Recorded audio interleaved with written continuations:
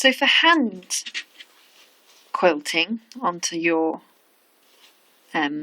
sandwich, I've drawn out my shape, which I've done a simple shape here, and around the outside going through to the back I've done back stitch. So I'm just going to show you on the last part how to do that. So you bring it up just in front of your last stitch and take it back down without any gaps. You want to go back down to the last part, like so.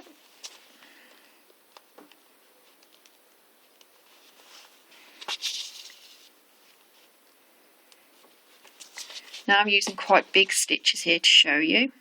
If you want to use tiny little, more invisible stitching, if you're using there's matching colour thread to your top fabric, you could be doing so.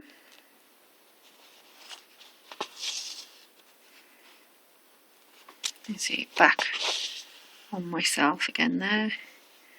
And the last one. Through and down, back onto myself. And there you have a hand quilted technique. So if I just put that to the side a little bit, you can see how it's raised and having that quilted effect on the back. Again, the same there.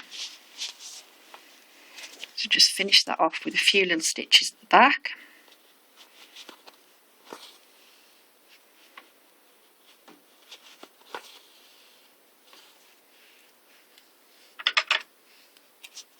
That off. Now you don't have to necessarily make a complete shape. You could just be using cross stitch or a variety of hand stitches applied directly onto the surface.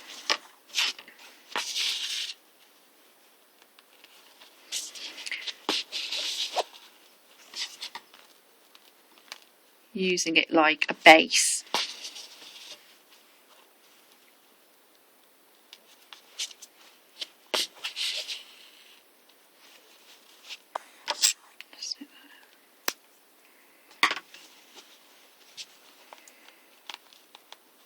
And what will happen is the more you build those up, or any kind of stitch, you will start to see a padded effect.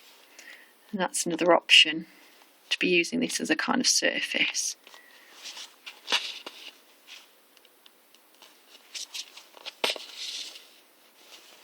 And so on.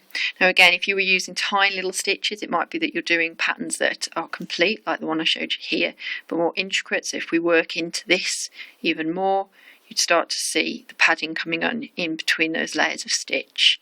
Or if you're making a surface and you're building it up like this, again, the padded effect will start to come around those areas. But that's one way of using your hand approach with the back stitch and the outline, or an all-over surface with your chosen stitch.